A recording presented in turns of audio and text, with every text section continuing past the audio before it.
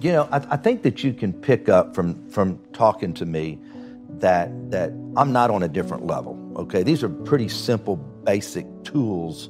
And so nobody out there is listening to him and saying, God darn, he's just using words and he's just so much smarter than me, so I'm not going to become worth $5 billion.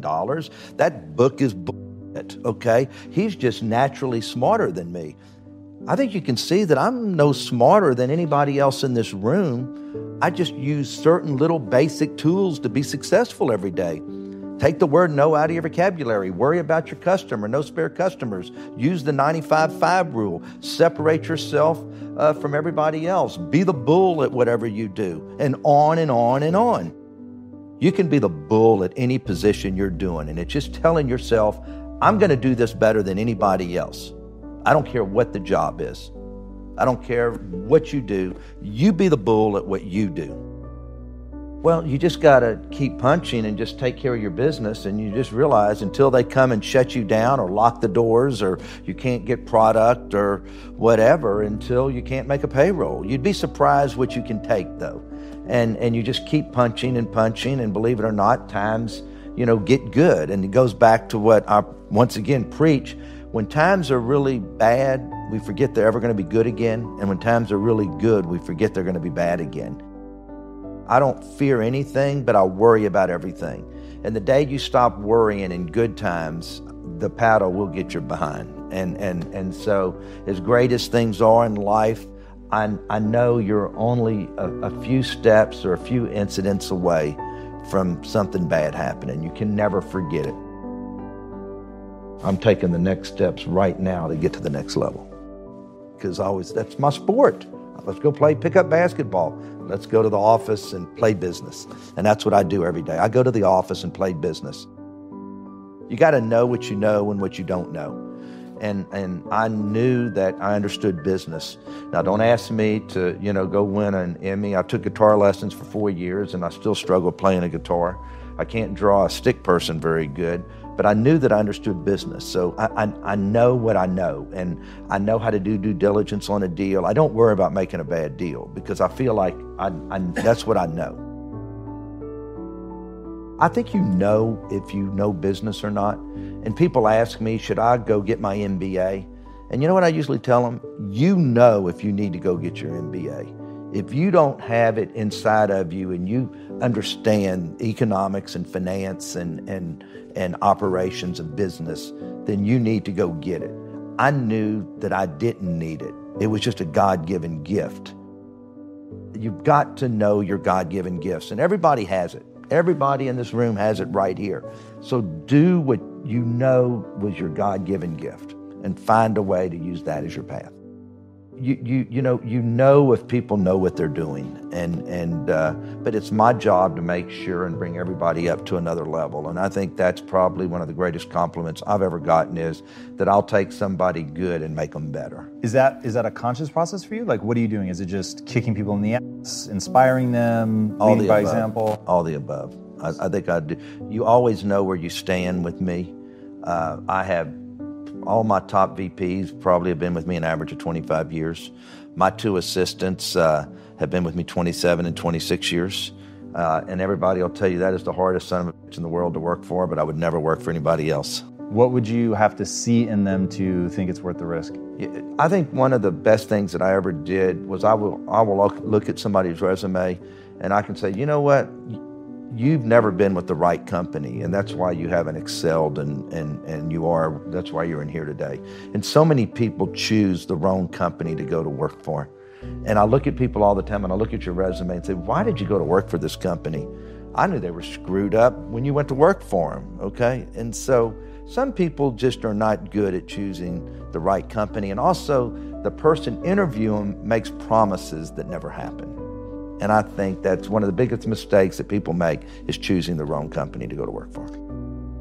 Do they really have good liquidity? Are they going to be in business?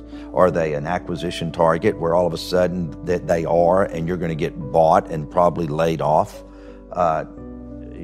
Everything is do they have a product that is going to be around for a long time? So everything from liquidity to product, acquisition target, growth, of where are you going to go? Everybody should always ask themselves if they want to grow and they just don't want to just whatever is say, where can I be in 5 years? If I can't be at this position in 5 years, then this isn't a good career path for me.